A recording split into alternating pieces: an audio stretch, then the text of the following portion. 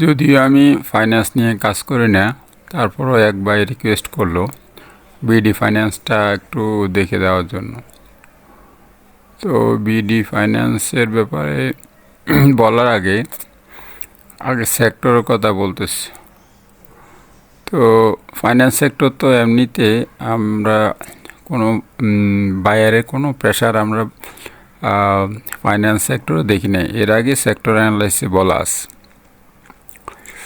তারপরও উনি রিকোয়েস্ট করছে, এই জন্য অ্যানালাইসটা দেওয়া হলো।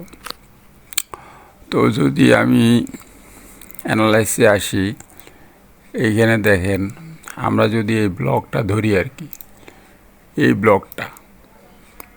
ব্লকে কিন্তু এইখানে একটা বুলিশ আসছিল, কিন্তু তারপরে কিন্তু এখানে কিন্তু সেলার চলে আসছে।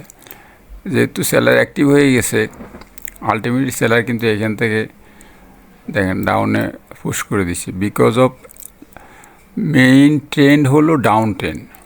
তো এইখানে একটা সাডেন প্রেশার আসলে কি হবে, এটা কিন্তু সাস্টেইন করে না, সেটা এইখান থেকে শুরু হয়েছে।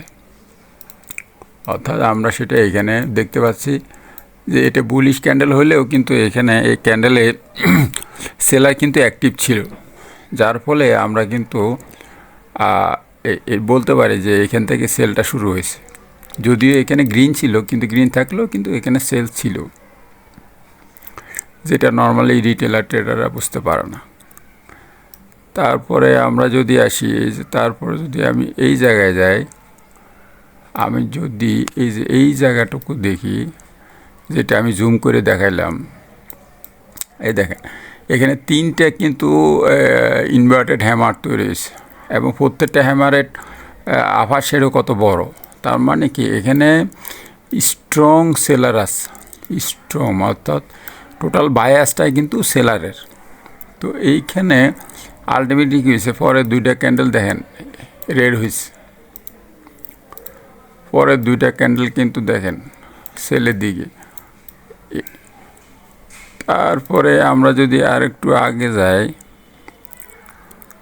দেখেন আমরা যদি এই জায়গাটা জুম করে দেখি, এই জায়গাটা আমি এই জায়গায় এই যে বায়ার আসছে প্রথম, এই ফার্স্ট টাইমে আমি এখানে বায়ার দেখলাম, এই জায়গায় সেকেন্ড টাইম বায়ার আমরা এখানে দেখতে পাইছি। এই ছাড়া এই টোটাল চার্টের মধ্যে আমি কোনো জায়গায় বায়ার দেখি না। তারপরে আমরা যদি যাই আর একটু আগায় যাই, এটা তো বললাম। তো এইটা হলো মেন। বর্তমানে আমরা এই জায়গায় আছি, এই যে আমি যেটা জুম করে দেখাচ্ছি সেটা হলো এটা। আর এই যে এখন কিন্তু ট্রেনটা মানে টোটাল মার্কেট বায়াসটা কিন্তু সেল সাইড। তো এইখানে বলার কিছু নাই, এটা কিন্তু এই ফাইন্যান্স নিয়ে আগেও বলা হয়েছে। আর যদিও আমি ফাইন্যান্স, ব্যাংক এগুলো নিয়ে কাজ করি না, তারপরও এক বাইয়ের রিকোয়েস্টে আমি দিলাম। তো এটা আসলে কোনো বাই সেল ইনস্ট্রাকশন না, কোনো বয়ের জন্য না, এটা টেকনিক্যাল পয়েন্ট থেকে যেরকম আসছে আমি সেরকম বললাম। আর তাছাড়া এবিডি ফাইন্যান্সের কোনো ফান্ডামেন্টাল সাইট এখানে তুলে ধরা হয়নি, অতএব টোটাল অ্যানালাইসিসটা ইনকমপ্লিট।